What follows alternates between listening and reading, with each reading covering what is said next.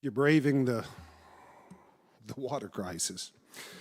I'm Chris Goodwin with the Mississippi Department of Archives and History. Welcome to this week's History's Lunch program, which is sponsored by the John and Lucy Shackelford Charitable Fund of the Community Foundation for Mississippi. We're in our home, the Craig H. Nielsen Auditorium in the Museum of Mississippi History and Mississippi Civil Rights Museum, and we're streaming live on both Facebook and YouTube. And if you've not already done so, please silence your cell phones. Tomorrow evening, if the creek don't rise, September 1st at 6 p.m., we'll have a team trivia night here at the museums with a country music theme. The cost is $10 per person, and teams can consist of up to 6 people. Doors will open at 5:30, so come early and see the World of Marty Stewart exhibit upstairs before the contest begins. Email the department for more information, and I would say check social media and make sure that we're able to have it too. We are excited to partner with the Mississippi Museum of Art to bring Isabel Wilkerson, author of Caste and the Warmth of Other Suns, to Jackson for our Medgar Wiley Evers Lecture Series. That program will take place at 6:30 p.m. on Thursday, September 8th in the Galloway Church Sanctuary.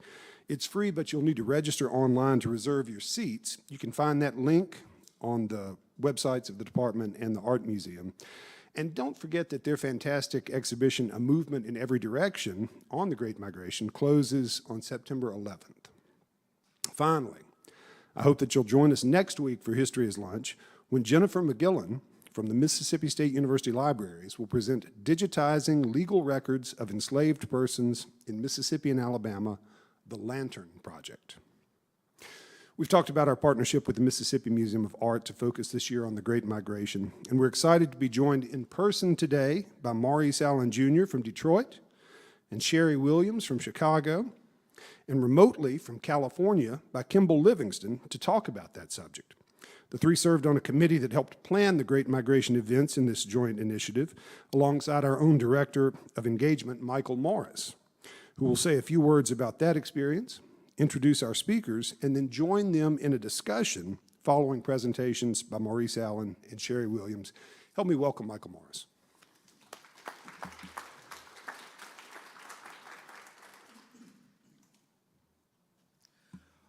Good afternoon. So as Chris said, back in 2020, the Department of Archives and History decided that it would partner with the Mississippi Museum of Art to commemorate the Great Migration. And for those of you that don't know, the Great Migration saw about 6 million African Americans leave states like Mississippi and go north. And what we decided to do was to use this as an opportunity to mark this historical event by helping people to explore their family history and their connection to Mississippi. But we also thought it would be best to involve folks that have been involved in the Great Migration as well as their descendants in the planning process. And as a result of that committee, it was called the Great Migration Advisory Committee, we decided that we'd offer a few more genealogical workshops here at the department, that we'd offer some research grants. That was probably the most radical idea that came out of this advisory committee, was this idea of offering $2,000 scholarships to families from outside of Mississippi and within the state to come here at the state archives and help them to trace their family history. And so we did that. And each of today's panelists were part of that committee.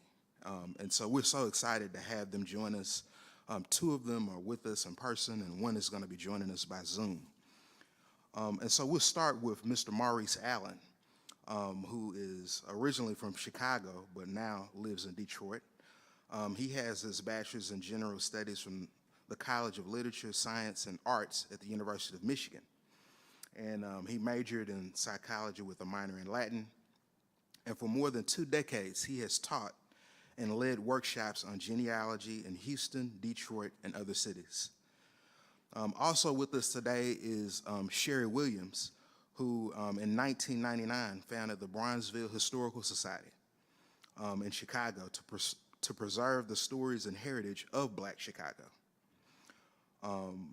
And then joining us from Zoom will be Kimball Livingston, who is a writer and editor in San Francisco. He earned his bachelor's in English and Developmental Psychology from Tulane University, and his master's in psychology from San Diego State University. And he's the author of 3 books, and he's a writer in such magazines as the New York Times and others. And then more interestingly about him, he is a sailor. And so I'm going to ask him a few questions about his connection between sailing and Mississippi and genealogy. But for right now, we're going to start with a brief presentation from Maurice Allen. Help me welcome Maurice Allen.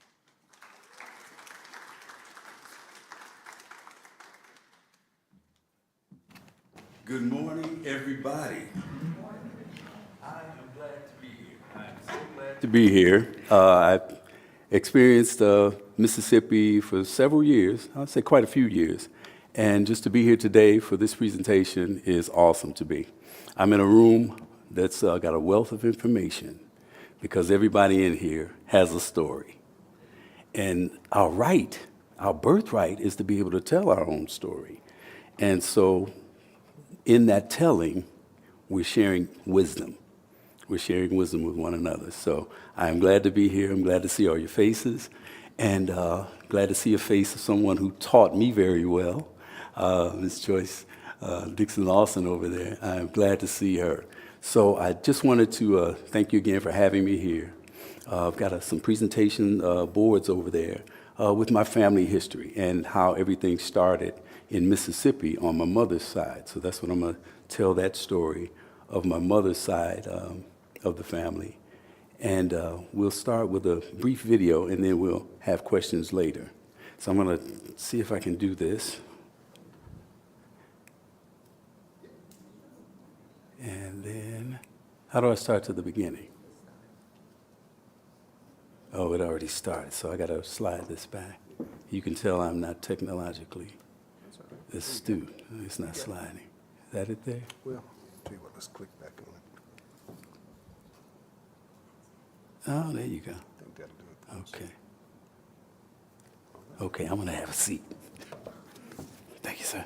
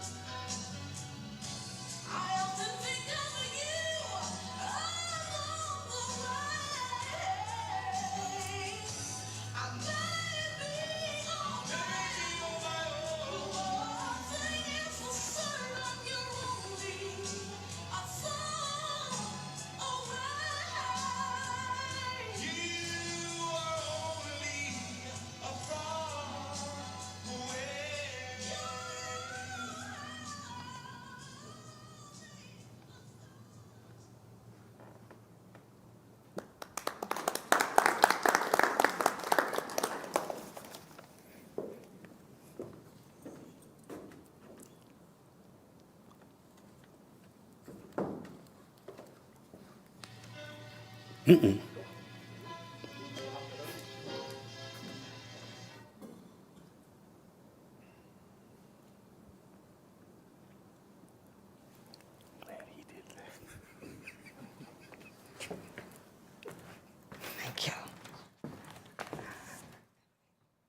Let's give another hand to our great brother. Thank you for sharing those wonderful photographs and memories. I'm Sherry Williams, and I'm here as a descendant of those who migrated from Chicago from Inverness and Indianola, Mississippi. So I bring you greetings from Bronzeville, which is a community that largely upwards of 60,000 migrated between 1917 and 1960.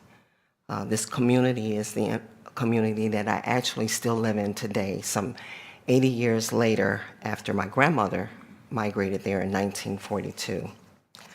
I want to talk today a little bit about the Great Migration and what we brought with us.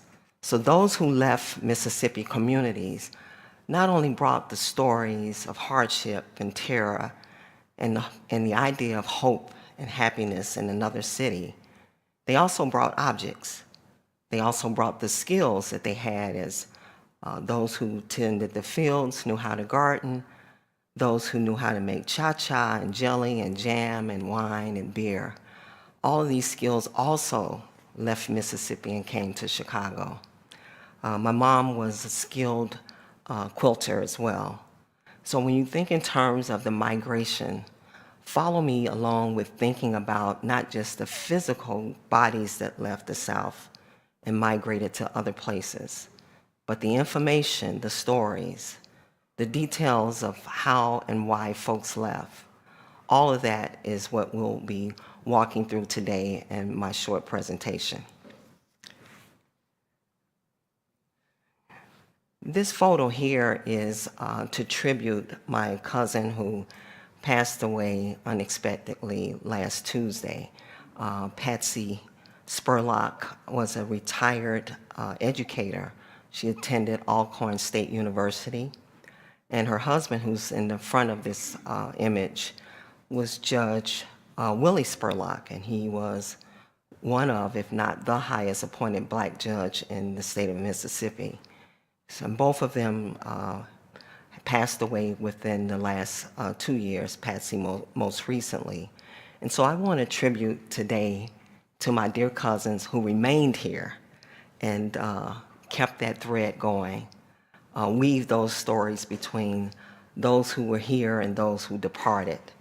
And I miss both of them so much. The lower photograph is a family portrait. At the bottom is my brother Marlon. He was the first of our family who left Inverness, Mississippi, and was born in Chicago, myself being the third born in Chicago from those who also migrated from Inverness and Indianola. So I want to celebrate today not just those who migrated, but I want to celebrate those who remained in the Delta of Mississippi as well. So when we talk about objects and we talk about things that left, what migrated with many black families who left the South, this rocking chair is a symbol of that story that I heard so much at Christmas time and at Thanksgiving tables. I never met my great-grandmother, Minnie Canterbury Lampley, but I cherish the fact that those stories about her personality, the way she talked, what she enjoyed doing, and the fact that she worked from sun up to sundown, these are all stories that were passed along. But this particular chair was cherished by the family, and it got sent from one household to another so that every time someone moved that had the space, it remained on display as a testament of a woman born in 1881, the daughter of a Civil War soldier. And so I am wanting to really have everyone think more deeply about what objects do you have that belong to someone that can prove as a testimony of strength and courage. And this rocking chair is just that testimony of Minnie Canterbury Lampley. Now, what I heard from family members was that Minnie was well over 6'2", and I sat in this chair, and I'm 5'3", so I have no idea how she sat in this very small chair. I imagine that her legs would have had to be extended out because it's a very small chair. But I'm so happy that over the years, we've kept up with this piece of furniture. Our family, when Hurricane Camille came through the Inverness area, was very fortunate. Imagine when the hurricane came, it took out the entire block, it skipped over our 2 family homes and the neighbor's home to the right, and then took out the rest of the block. And so it was so devastating that reports say that upwards of 85% of Inverness was destroyed by Hurricane Camille. So severe devastation took place. And if it had not been for that blessing of the hurricane passing over our homes, it's no way that I would have had this rocking chair. The home is still occupied by family members, the Walker family, and I just found out from our great brother that spoke earlier that we share the same surname, Walker, in our family. So I think we're cousins some kind of way, right? The church that you see, Hell's Chapel, was established by our family. It has on the signage here that it was established in 1917, and it actually was just the year in which the property was bought in order to establish the church. It was the first black church established in the town of Inverness, Mississippi, and it also served as the first black school for Inverness, Mississippi. The little piece of document that's at the bottom of the screen is part of the original deed, which is dated 1908. And it specifically says that this property is sold for the building and development of a colored church in Inverness, Mississippi. So again, I have documents, I have photographs, and other things that tie closely to those who remained, and then our families who moved on to Chicago and elsewhere. Here's my favorite, these 2 sisters here. They're the daughters of Minnie Canterbury Lampley. To my right is Artemise Lampley, and my grandmother wearing the black and white top is Gladys Lampley Sanders. What I enjoyed about these 2 beautiful women was that both of them had a gold front tooth. And they delighted in smiling and showing how it glittered. My grandmother had a cutout in her gold front tooth that was a star. And her sister had a cutout that was a heart. And as I've gotten older and I've begun to have dental work, I suggested to my daughters that I tribute them by getting a gold front tooth, which of course they were totally against. More of the things that came into my possession as family passed away and moved on from the South is this dressing table and this trunk, and the other objects in the photograph include a crock jar and the pump for a well that sat on the family home in Inverness. The story that I heard about this particular table, this dressing table, sat in the bathroom area of our home in Inverness. And when it arrived at my house, it was in 2006. And cousins came over and all had stories about this dressing table. And one that I was told was that my Aunt Nora had hid her cigarettes in the drawer of this dressing table. And her grandmother, my great-grandmother, Minnie, found those cigarettes, and she got the worst lashing that she had ever gotten in her life because she was sneaking to smoke cigarettes.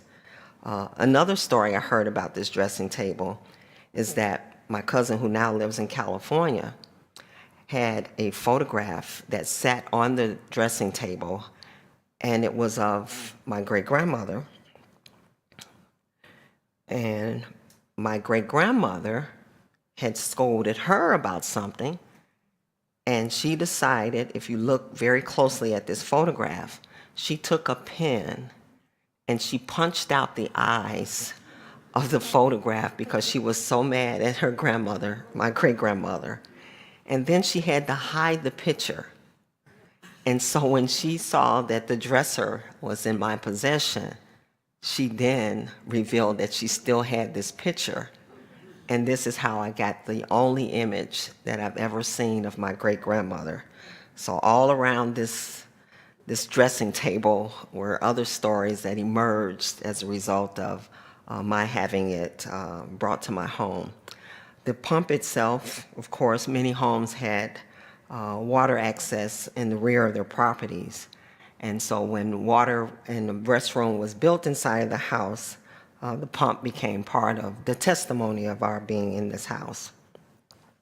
And now I want to introduce you to my mother, who has the afro, and her older sister, Nora, who we call Tootsie, and then their baby sister, Minnie, named after her grandmother, of course. And these three ladies didn't come up to Chicago all at the same time. The two older daughters migrated with my grandmother in 1942, but because of the tensions that were going on in the community of Inverness, my grandmother could not dare tell anyone that she was leaving when the migration started. And so my grandmother had someone else purchase tickets for the family, and she left intentionally behind my Aunt Minnie, her youngest daughter, to make it look as though she was going to return. And so instead, she had to break her youngest daughter's heart by telling her she would come later. And this is one of many stories I heard about. The difficulties of leaving the South was compounded by the fact that so many people were leaving, so the workforce was leaving so rapidly that many had to leave out in secrecy. And this is how our family navigated that secrecy of coming to Chicago.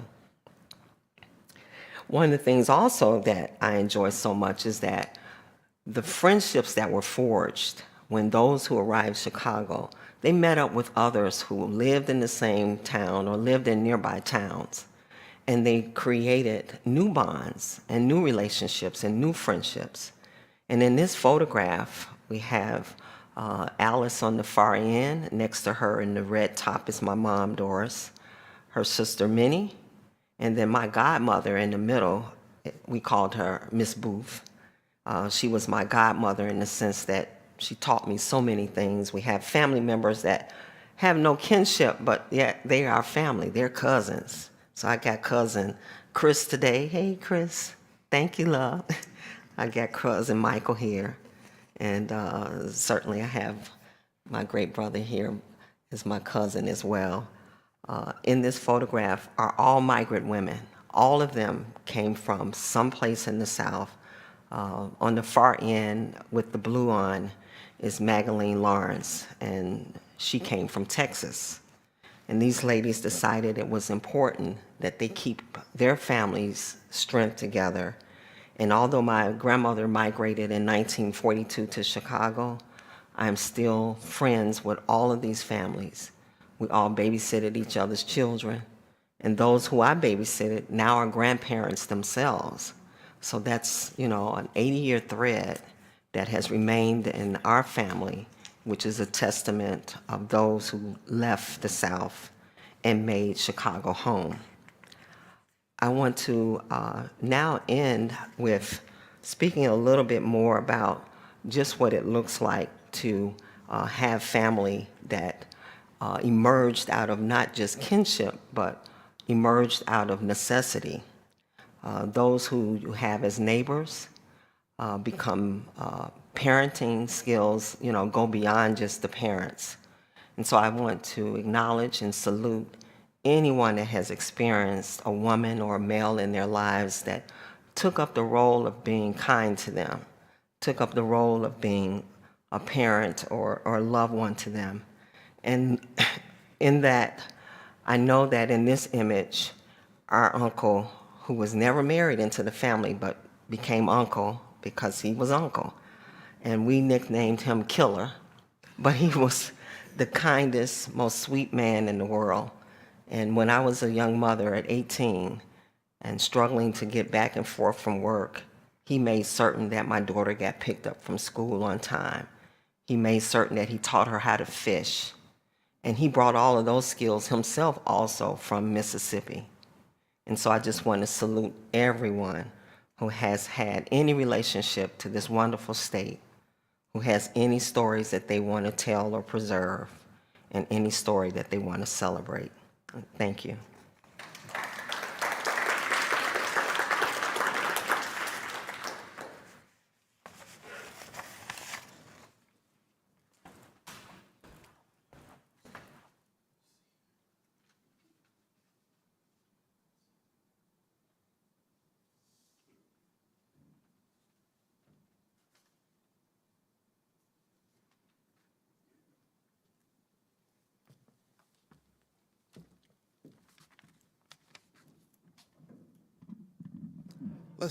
Let's thank them both again for those excellent presentations. And Kimball, can you hear us? I hear you fine. If you hear me, then we are together. I can hear you and I can see you, so we're doing good. I wanted to first and foremost thank all three of you guys for serving on our community advisory committee. One of the reasons that we came up with that scholarship program is because members of that advisory committee talked about how there's a financial barrier to come into places like the state archives to do genealogical research. And so I thought that was just an incredible idea. And I want everybody that's watching to keep an eye out on our website for when we're offering those fellowships so they can take advantage of that opportunity. And it's just been so enriching getting to know both of you guys. I know it's only been 2 hours, but I've just learned a tremendous amount about genealogy and the importance of doing family research. And I wanted to start with you, Mrs. Williams. It was never your intent to become a genealogist or to get involved in this kind of work. Could you kind of tell the audience about how you got involved in this? Yeah, never imagined that I would be the family historian, let alone us historian. Many of us know that when Roots miniseries was on television in 1977, it piqued the interest of a lot of people to say, here's the time that I absolutely need to document my family's experience, and especially so for those of us of African descent. And so when I watched Roots with my mom, you know, I kind of leaned over to her and said, hey, I know way more than this movie. And she said, how? You know, so I started telling her, I said, you know, your grandfather was a Civil War soldier in the 12th Regiment, Company A. He got mustered in Maury County, Tennessee, and then he ended up going to Georgia, and then he ended up in Louisville, Mississippi. And I'm just like, ta-ta-ta-ta. And she's like, you need to stop telling stories. And I'm like, no, your mother told me this. And so I realized that segments of our history is told to different people in the family, and I accidentally became a historian. And so those of you who have stories that have not been written, why do we have iPhones? Why do we have all of this technology if we're not documenting these experiences for others to be able to enjoy and celebrate later? So yeah, I became an accidental historian. And you actually went back to school, right? I did. Get your MLIS. Can I talk about that? Oh my God. So never go back to school. No, I'm not going to say that. Yeah, my daughter attended and graduated from Alcorn State University. Actually, I want to brag about her being the youngest ever to celebrate and graduate she was 19 and she finished, you know, college at 19. So I never thought that she would come to Mississippi because so often we would talk about the heat and the mosquitoes and all of that. But she applied and was accepted and came here on a full scholarship. I knew that one of the things that I wanted to do was connect our family to the house that we still have family in. And often we would just, you know, make the trips back and forth from Mississippi every summer and, you know, come here and was able to enjoy the household and stuff like that. But what was your question? Just your experience going back to school, and you prompted me on another question. How did your daughter choose Alcorn as school to go to? Well, with her cousin, who we just lost, Patsy, shared with her that she had gone there even in high school. So experiences for college often is introduced while someone is still in high school. They don't wait until they graduate or are a senior. And she spoke so well about her experience at college. I know that's why my daughter chose Alcorn. And, but yeah, I have no desire to get my PhD. Although some days before my mother passed, I was so happy to graduate from the University of Illinois that I surprised her at the hospital in a cap and gown. And just when I thought I was out the door, and she said, yeah, you know you need to get your PhD. I was like, oh my God. But I returned to school at age 58 and went from a high school diploma to finishing my master's in 4 years. So I didn't talk to people, I didn't breathe. I just had books for lunch, dinner, and the whole 9 yards. But that rich experience, I would not trade it for the world. I never imagined that I would go to college. It was something that was not on my plate or a desire that I had, although I value education, but I never imagined my going, and ended up having a very fulfilling college life. And I definitely want you to talk a little bit later about your work at the Bronzeville Historical Society. But I do want to bring our friend Kimball Livingston in because we were talking about colleges. And Kimball, you actually attended Millsaps College for a little bit, right? Could you kind of talk about your family connection to Mississippi and how you got way out there in San Francisco?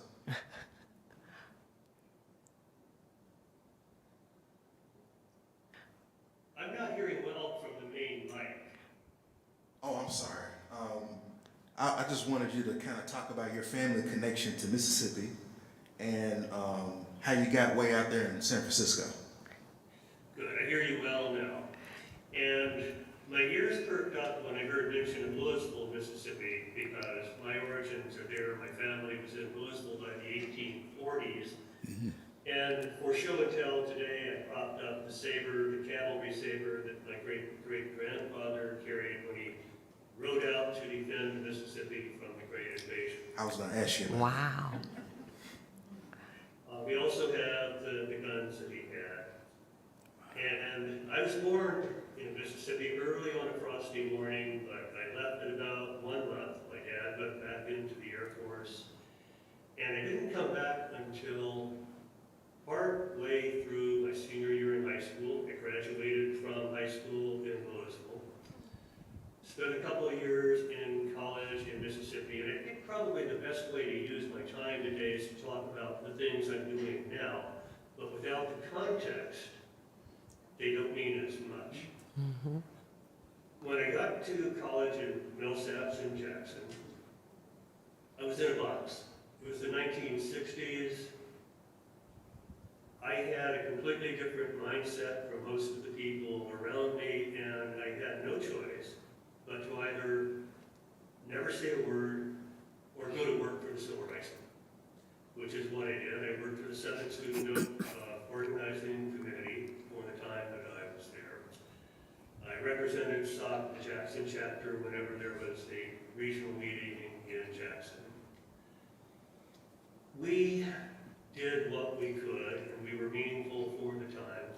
I was a nervous basket case by the end of 1968. King was dead. Malcolm X was dead. Kennedy was dead. Stokely and Rapp had taken over, taken over SNCC. Well-meaning white boys were pretty much useless at that point. And that's when I got out and went down to Tulane instead.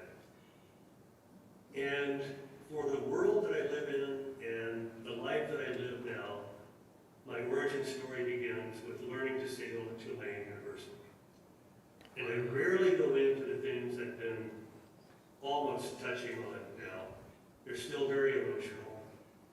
I made a donation to the museum last year, and the process of writing about that brought back a lot of tears that I had been suppressing for years and years. So let's not spend too much time on the fact that I come from the epicenter of northern Mississippi, some of the darkest history of the civil rights movement. People around me were involved everything that went on, for example, with the murders of Cheney, Goodman, and Schwerner. I looked Sheriff Rainey in the eye. I knew the allegedly Reverend Killen, who was the gang leader. I want to get out of that. I lived through that. Tulane taught me sailing. And it was my rescue. I've become an international sailor at this point. I'm part of the yachting establishment. We're very lily white and trying to fix that. It's been an interesting process over the last few years of pushing from the edges from many different directions. And now it is part of the national dialogue in the world I live in, sailing, yachting. We are not going to prosper in the next generation unless we fix the racial divide that we are experiencing now. And in community sailing centers all across the country, which are being supported by yacht clubs, which used to be white only and now are only white. Subtle difference, but important. I know at my yacht club, we are not exclusive, but we just don't find many people who do what we do the way we do it and would fit in as members of our yacht club, so we're trying to grow them from scratch. We are making sure that children, black and brown children, are exposed to sailing. We're making sure they have a pathway into their teen years to keep sailing, and if they click, if they really fit, they can become instructors in sailing, and at that point, we figure we have them for life. Because an instructor in sailing has skills, has a summer job, a weekend job, in fresh air. It's a beautiful life. They have things that they can do that through their college years. I'm going to stop talking because I can give an hour-long speech on this subject. But I think it's important for people to know that there is this shift in my corner of the world in this time when there's all this pushback. We had the George Floyd, we had that movement. It was an awakening for a lot of people, certainly in my world. And that helped to catalyze what I've just been talking about. So we're here. I don't have a good bottom line for that, so I'm going to stop right there.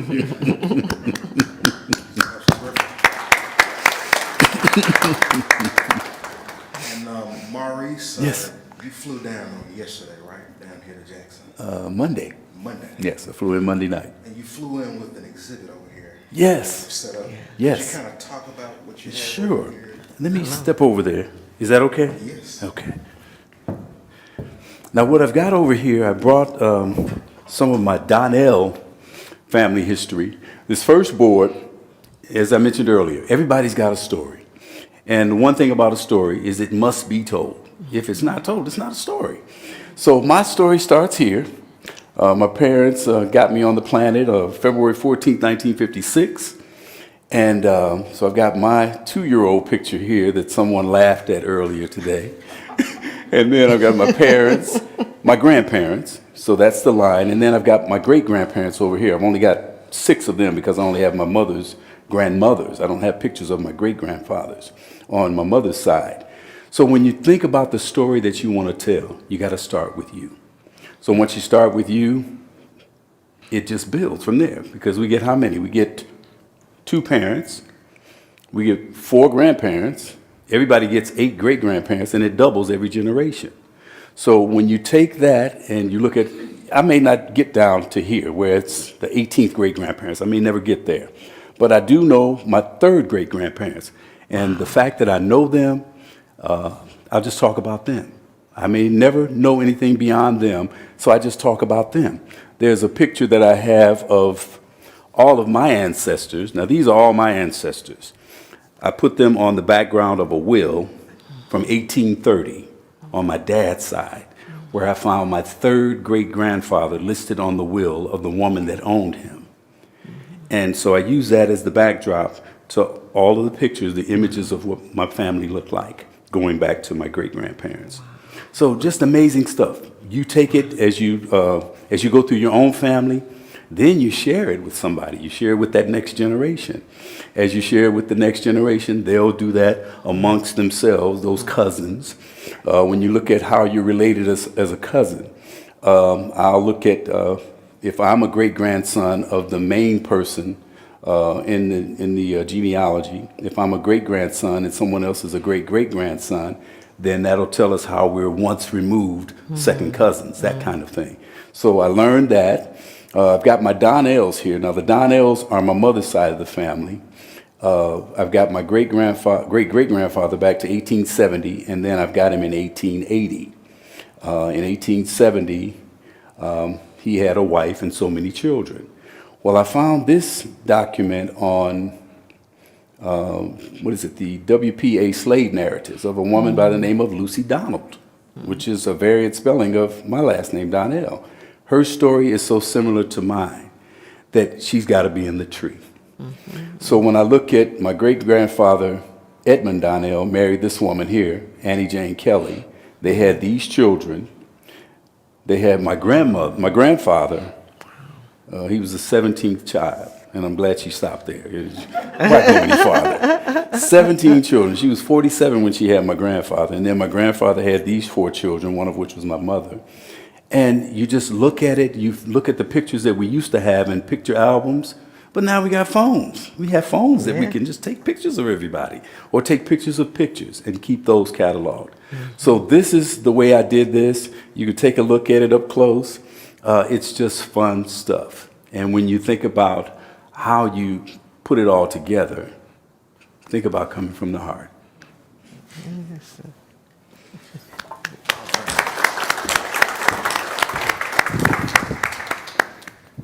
And Mrs. Williams, I got 2 questions for you. It caught my ear when you were talking about nicknames, and you talked about Uncle Killer, right? And then I think you talked about Aunt Tootsie. Have you looked into how, we make these nicknames up in our families? Do you have any idea about that? Well, for Uncle Killer, it was a take on his being a Vietnam veteran, and it was to distinctly distinguish him from the others in the family who had been to Vietnam but didn't see the war. For my Aunt Tootsie, it was a nickname that was given to her by a complete stranger who thought she was a woman that he knew, but I think it was just his Mac. His game was to introduce himself to her, and so he pretended, "Aren't you Tootsie?" And she said no, and so my mom was nearby when this conversation took place, and so they teased her about that, and it became her nickname. What I love about my dear brother cousin Maurice Allen is that the time that we've spent together in the last 24 hours is that we are establishing that we're kin to each other. Yes. We haven't determined just yet how, but you just mentioned another new surname, and it was Kelly. So I have cousins, whose last name is Sanders, Walker, and Kelly. And before we leave here, we'll figure out exactly how we're together. I definitely wanted to speak a little bit about Louisville when the distinguished gentleman told us about his presence in Louisville, Mississippi. I've yet to visit Louisville, although my grandmother and sisters and brothers were born there. I know it's in the hills, that's what I've been told. But what I did find out from those that migrated from Louisville was that they were on the Mississippi Sovereignty Commission's list, and they were all educators, and they all lost their jobs because of their work with the NAACP, their work with just building schools. One particular school that was built in Inverness, Mississippi, was a result of the Rosenwald Fund in the earlier years, in the 1920s or 30s or so. But if we can, we would probably sit here and realize that all of us are kin to each other somehow. We are all related to each other, through humanity, but also the proximity of just being in Mississippi, everybody's kin. Right. And so I thought we'd wrap it up and open it up for question and answer with this last question for both of you. I wanted you to talk about, Ms. Williams, your work with the Bronzeville Historical Society up there in Chicago. And then Maurice, if you could kind of talk about the work that you're doing in Detroit and your book. Okay, sure. Well, I want to say that earlier the room was in a buzz about cemeteries. And most of the time that I do any work about genealogy, it normally starts with death.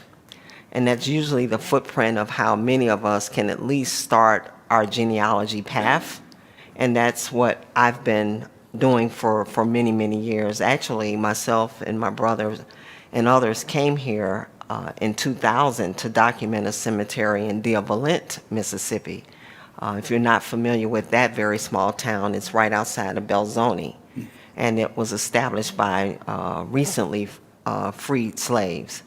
And I just got a call out of the blue, and I found that to be the most informative way for me to look at how to shape a tree for individuals who don't have many documents to go on. And the reason being, when my mom moved to Chicago in 1942, she didn't have a birth certificate. Mm-hmm. My grandmother didn't have a birth certificate. Mm-hmm. So they used the educable rolls through the state archives here in Mississippi in order to establish when possibly their birth year was. And those rolls decided, well, if she was in first grade, she likely was 5 or 6 years old. Mm-hmm. And so that's how she created, was able to get a birth certificate done. So this is why I always pretty much start with death records and then work my way back in terms of shaping genealogy. And it worked well also for a very famous lady whom many people call Aunt Jemima. And so we know that the brand has been removed, the image and the name has been pulled from the box. But those families, the descendants of Mrs. Nancy Green, called upon me to have a headstone placed on her unmarked grave in Chicago. And we finally were able to do it September 5th, 2020, after 15 years of fighting, just to get her acknowledged. Mm-hmm. So death records, proved to be a good way to do things. And so that's what I do in Chicago with the Bronzeville Historical Society. I get in everybody's business. That's pretty much it. Yes. Now, what I ended up doing, and I'll do it on the Mississippi side as well, I put together a book. I've been writing this book for some years, and finally got enough information that I could put together a book on my dad's side out of Georgia. Now, his parents were both born in Georgia, but my dad was born in Chicago. And with him being born in Chicago in 1933, by the time my mother moved to Chicago, she moved down the street from him. Wow. So they've known each other since they were 9. How do you get married at 20 years old after you've known each other some 11 years? You have 3, well, they had 4 sons, but they had 3 to survive. And then you get divorced. Wow. And then you stay divorced for 8 years and you get back together again. It's crazy. So I ended up doing my dad's side because I could get the farthest back on his side.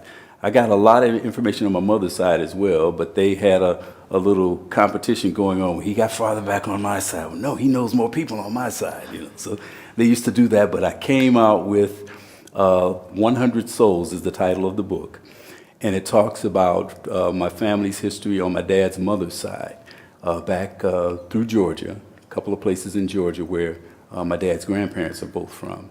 And we talk about the 100 souls. It's been 100 of us born since my great-grandparents got married back in 1901 in Georgia. So I call it 100 Souls. And 100 Souls has just been my baby for so long, and now we've got it available over there for you. You want to take a look at it. I put a workbook to go with it. So the workbook is to help anyone who wants to write their own book. You can start out with these pages, the same pages that I use, the genealogy charts, the family group sheets, and the workbook kind of walks you through. It's a little 24-page workbook of the forms that I used to make it easy for me to get through my family history. So that's what 100 Souls is going to do, and then I'll be writing the stories on the Mississippi side pretty soon. Yay! That's terrific. And You do spend a good deal of time working with folks to trust their own genealogy. Absolutely. I do that with, I started with the school system in Houston when 9/11 hit. I was working for the airline and I got laid off. I have to eat. I must eat every day. So I had to figure out what to do. So I did. And I put together a program to go into the school systems to teach the young people from 3rd grade till about college age how to do your family history. And it worked out well. I am such a ham, but children's audience is a rough audience. So I had to hand it up to them. So that's what I did in Houston. Then when I moved back to Detroit, I picked it up again in Detroit with an after-school program. So it's worked out for me. I haven't done it recently because I was working on the book. So I might get back into it. You will. Yes. Well, at this time, we'll open it up to the audience for questions. Chris Goodwin is going to be walking around with a mic, and since we're live and streaming it, if you don't mind waiting until he gets there, I'd appreciate it. I was really taken with the photographs that you had on display. And it reminds me, I'm a grandfather, I have children and grandchildren. We have hundreds and hundreds of photographs scattered about our house in books and bowls. The grandchildren go through them. And I never minded taking a roll of film to the drugstore or even a little memory card to the drugstore. But after I got my iPhone, my children have iPhones, my grandchildren have iPhones, we don't have hard copy pictures anymore. Yeah. And so the point I make is, in legal circles, we call what's on our iPhones intellectual property. And you need to be very careful about how you preserve that and how you make certain you can pass that on.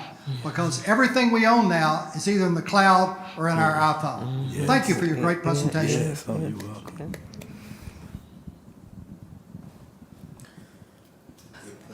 The questions, there's a question from online while we're waiting on, you got one?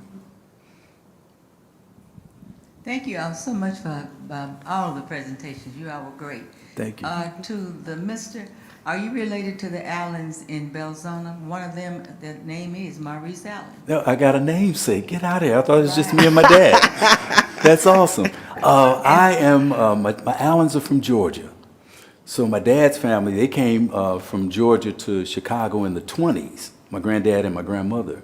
And so my dad was born there in Chicago. So I'm not connected to the Allens in Mississippi. Not that he knows of. Not that I know of, yes. That you know Yes. of, because Denise LaSalle is one of those. Oh, Denise LaSalle is? Okay, yeah. I might have to go listen to some of her music.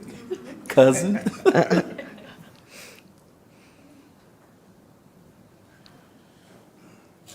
you. And thank you for that very interesting presentation. Yes. I might have missed it because I came late, and I apologize for being late. But migration is such a massive topic, and movement of people away from them away from their homes is, for most of us, a sad occasion. Moving away from home, and there are all sorts of stories about why we move and where we go to. And I'm just wondering, you know, there's so many different reasons why we go, why we leave home to go wherever we go, and sometimes we have all kinds of successful stories.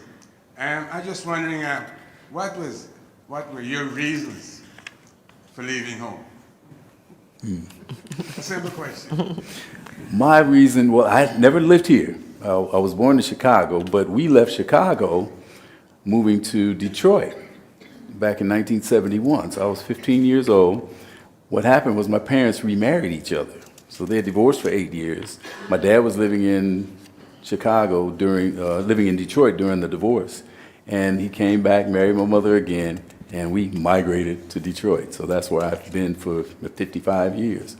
And it's hard to separate myself from Chicago because that's home. So I've got a 4-hour trip that I can make anytime to go back and forth. So I don't miss it as much because I can get back there readily.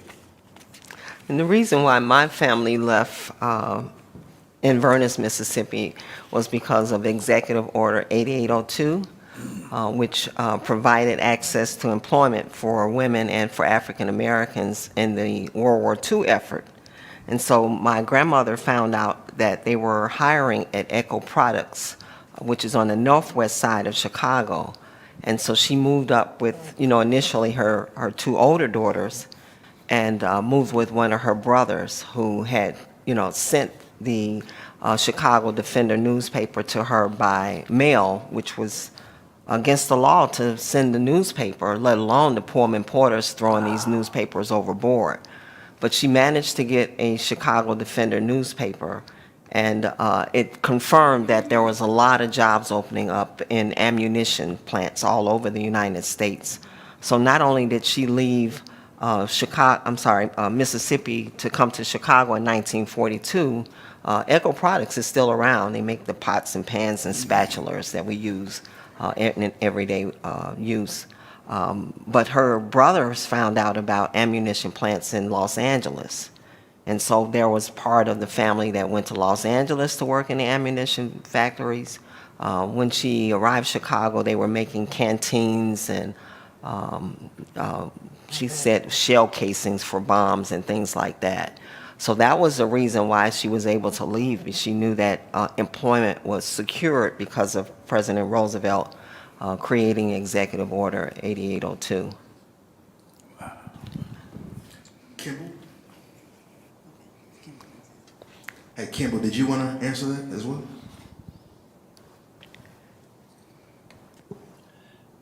To the question of why I left, I was tired of living in fear. There was one night I looked out the window from my house on a cul-de-sac of 3 houses, and there was a Jackson patrol car sitting there again. And as I inferred earlier, by 1969, as it approached, I felt useless to the civil rights movement, and I was tired of living in fear. That's why I left. I've been out of the South for 50 years. I'm still emotional about it, and I am still a Southern boy.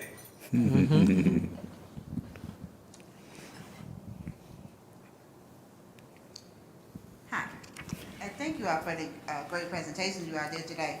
But Maurice, I was wondering, what sparked you to start doing genealogy? And I heard Sherry saying how she got started. Yes. I'm the fan of genealogists also, my thing. They appointed me, so that's what happened. But Maurice, how did you get started? In 1993, I went to a funeral in Chicago. My mother and I took the train to Chicago from Detroit. And she and another cousin went to the club car while I slept because I had just gotten off work. And they came back to wake me up to say, guess what? I said, what? We just met 2 sisters going on the train with us, and we were at the club car. And they're going to a funeral. And so we told them we're going to a funeral too. And so my mother mentioned Uncle Mac. And they said, McKinley? Now, that's not just a name you would give to a Mac. And they said, yeah. And they said, McKinley lies. And sure enough, my mother said, yeah. And they said that that was their cousin. So these are cousins we're on the same train with going to the same event.